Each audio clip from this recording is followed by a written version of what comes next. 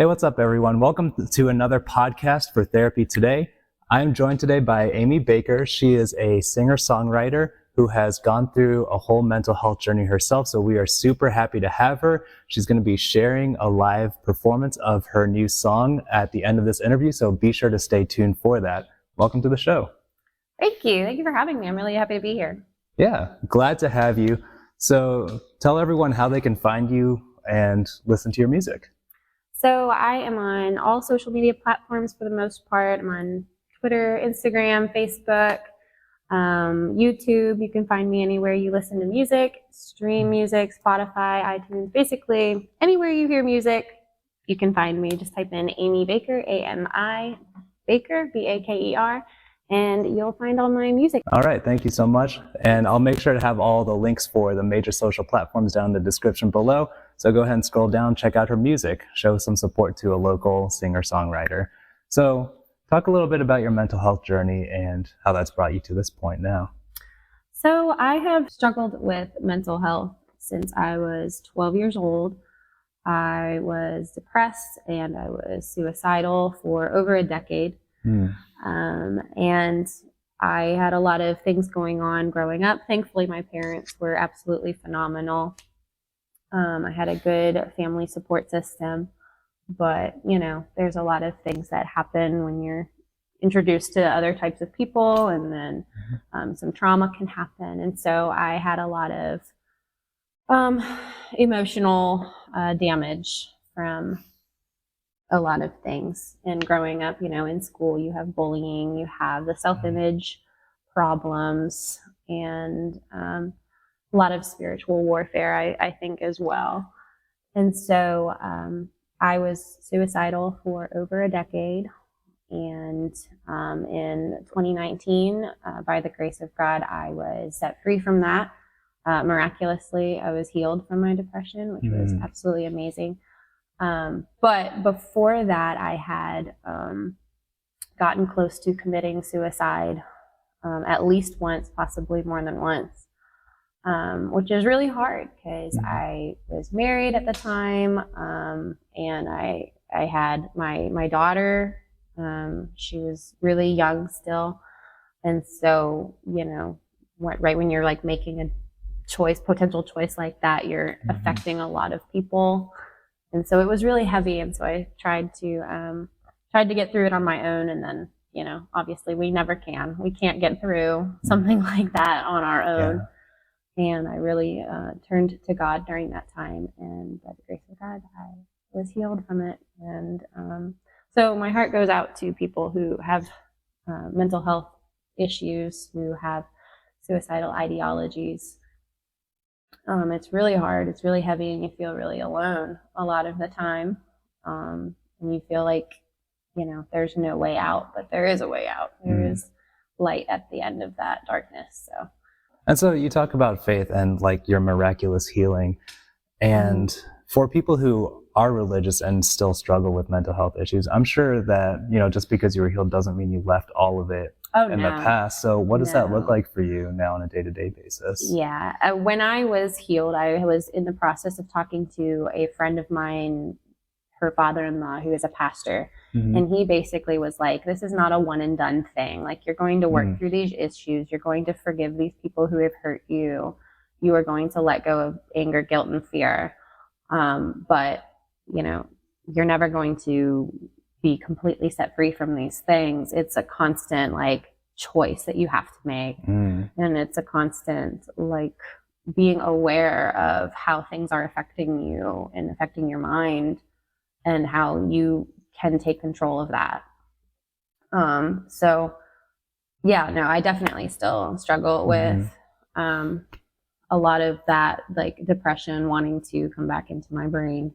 And it's hard, especially I wrote that song about my mental health, but I've since had my own health issues, physical health issues.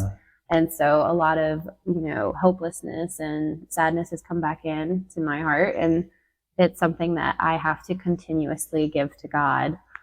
But there is hope and there is light, and we can have the joy of the Lord. And even if you're not a Christian, there is still always hope for that. You know, your mental health does not define you, and you can come out of serious depression and suicidal ideologies and have a hope that your life is going to get better. It's not the end for you. Your story is not over yet. So yeah, you started talking a little bit about your new song, and I feel like the title "Give Up," along with the themes you're talking about letting go of past hurts and all of those things. So tell us a little bit about what inspired the song for you. Well, I mean, like I said, I grew up and I had a lot of bullying, and I had been exposed to a lot of anger and a lot of these things that caused a lot of self-image issues. And so I had been told, you know, just give up, give up, you're done. Like I knew a lot of my friends also at the time were dealing with horrible bullying situations of, you know, just give up on your life, like just end it all, you know. And I'm sure like most people who have been around other people have had those similar things and similar experiences. And it's just not true. Like, we're never supposed to give up on life. If you're still breathing, if your heart is still beating, you have a purpose here. So you shouldn't be giving up. And since I have been through all of the things that I have been through and have contemplated committing suicide, I have a special place in my heart for people who are suffering from that, who are struggling with that. I want to reach out to those people and tell them that I love them and I'm praying for them, that they are not alone. I have felt those things, and it's not just me. There are thousands of people in the world who are suffering just like they are, and they're not alone. I know it can feel really lonely, but they're not alone. And so one of the reasons why I feel like I'm still here on this earth is to write music that comforts people and reminds them that they're not alone and can be a light to people living in a really dark world. So yeah, you talked about how music feels like part of the reason you're still around. And so how has music tied in with your mental health journey, you know, from when you were an early teen, like you were saying, till now? Yeah, when I was a very young child, I was always into music. It's just always been really therapeutic. I've been writing and singing songs for as long as I can remember. I was given my first guitar at the age of 12, and I was taking piano lessons, I believe, at the age of 9. But I was writing songs down, writing my feelings down. Basically, songwriting is just a diary that we share with other people. And sometimes that can be extremely vulnerable. But it's good because like I said, it reminds people, you know, you might be feeling those things. You might be feeling like you're alone in what you're feeling, but you're not. If you hear a song and someone's talking about the same thing that you're feeling that you haven't shared with anybody else, it's comforting. It touches people. And I think that music can heal a lot of wounds. It's very, like I said, very therapeutic for me. It was always a really healthy outlet for anything that I was going through with my severe depression or anything like that. It was always very comforting and therapeutic for me to be able to take my emotions and put them on paper and make something beautiful from it. Your music is like a journal that you are performing in front of other people. So how does that feel for you when you're sharing that vulnerability to strangers at your shows? It is uncomfortable a lot of the time. You're told to have thick skin and not let things bother you. I'm extremely emotional. I get my feelings hurt so fast. But there was a song a really long time ago. I think it's by Anna Nalick. It's called "Breathe 2 a.m."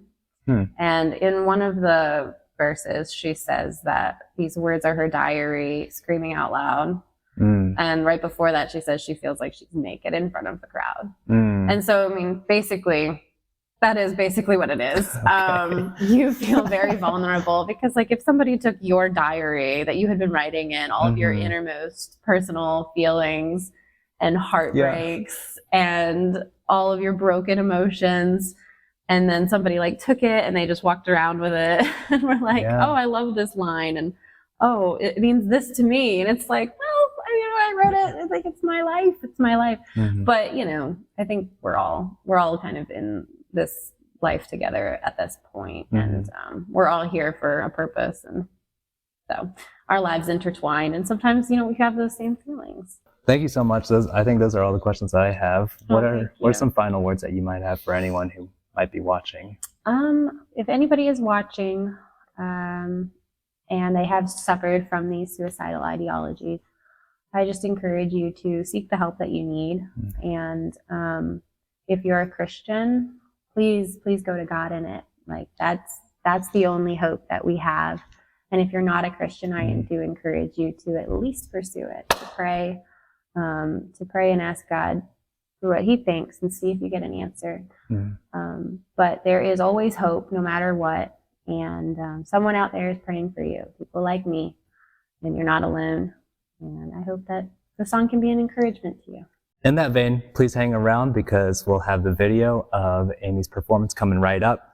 Thank you all for checking out this podcast. Please like and subscribe. That helps our channel to grow as we continue to bring in more guests to share their stories about mental health. Again, thank you so much, Amy Baker, for joining us today. Thank you. Be sure to check out her music and stay tuned for her performance. I think that you should give up. Is what they say to you. I think it's funny though, kind of ironic, because we can twist the lies to the truth. So if you ever feel like giving in to something, I think that you should give up hating yourself. I think that you should give up blaming yourself. I think that you should give up changing yourself. I think that you should give up giving up. Give up on giving up. I think that you should give up. They sneer and glare at you, but I know that it can be tough to kill with kindness, love. But you're better off and good enough. You're good enough. So if you ever feel like giving in to something, I think that you should give up hating yourself. I think that you should give up blaming yourself. I think that you should give up changing yourself. I think that you should give up giving up. Give up on giving up. You have so much to live for. I pray for you, 'cause I have been where you are, and I felt your heart, and I know that it's in the dark, but there is a light. Don't fantasize your suicide, it's all a lie. Choose this life. You have so much to live for. Give up on giving up. You have so much to live for. I pray for you. You have so much to live for. Give up on giving up. You have so much to live for. I pray for you. I think that you should give up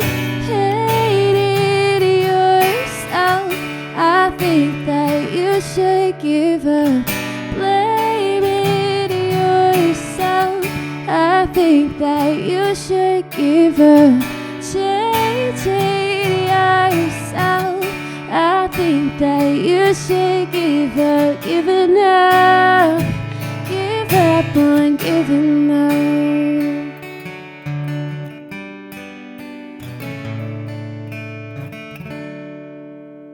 I think that you should give up.